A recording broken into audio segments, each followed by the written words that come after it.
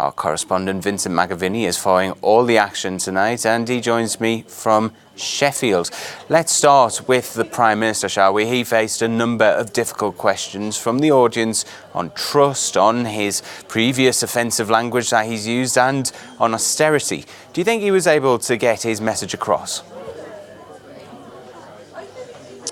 Well, for Boris Johnson, he definitely faced some tough questions from the crowd, and straight in, that issue of trust was the very first question. It is something that the polling has revealed that Boris Johnson is struggling with voters around this country because of the way he has conducted himself both in his personal and professional life for many decades. So I think it's a question he's going to face continuing on in this general election campaign. One thing, though, as you mentioned there, he did have some language brought up that he used racist, misogynistic, homophobic language in the past, and he, quite surprisingly for someone trying to be Prime Minister of the whole country, decided not to apologise for it tonight, just defended his right to use the language that he had done in the past, which was a little bit surprising. But Boris Johnson, understandably, using tonight as another opportunity to simply keep talking about Brexit. He tried to bring many of his answers back to Brexit and said he's the only one with a plan to get it sorted out.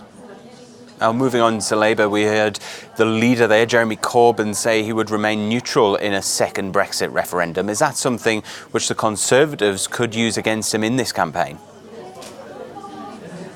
Yeah, that really is the biggest line out of tonight. Jeremy Corbyn adapting finally his position to declare what he would do, because for months now he's been saying that Labour would go to Brussels, negotiate its own deal, then do a second referendum putting that deal against Remain. And everyone's wondered what Jeremy Corbyn would back, and he just would not say, even yesterday at his manifesto launch. But he has decided tonight to say that he would simply remain neutral. Now, the Conservatives here in the spin room have been on the attack, the Foreign Secretary Dominic Raab saying leadership requires taking tough decisions, and also some of the sort of Tory press spokespeople as well, saying that what Jeremy Corbyn has done now is actually put Brexit right onto the top of the agenda once again for him, and Boris Johnson likes that. Jeremy Corbyn has spent this whole campaign trying not to talk about Brexit, trying to talk about all of the big policies that he's announced, his manifesto for real change. So we'll see just how much in the next few days he gets sort of asked about this new neutrality policy.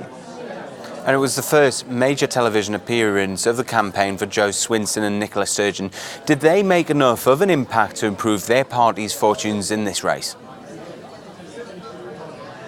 Well, I think firstly with Nicola Sturgeon, she probably had the strongest evening tonight here in Sheffield. She seemed very composed. She's been a leader for longer than all of the others that were up there tonight. She's done these kind of events before, and she was talking about Scottish independence, about possibly big line from her tonight, she said that if there was a hung parliament and Labour wanted to do some kind of deal, it wouldn't be a formal coalition government like we had back in 2010 between the Lib Dems and the Conservatives. It would be a less formal arrangement, so maybe the kind of supply and confidence arrangement like we had with the DUP and the Conservative Party over the past few years. But interestingly as well, a point to pick up, Jeremy Corbyn had said that in his section, if there was some kind of deal between the two, he would said that he would allow a second referendum at some point in their time in office, but tonight he was bringing that right down to 2 years, so that was quite interesting. And for Jo Swinson, I mean, she had a really tough time with this audience tonight. She was being picked apart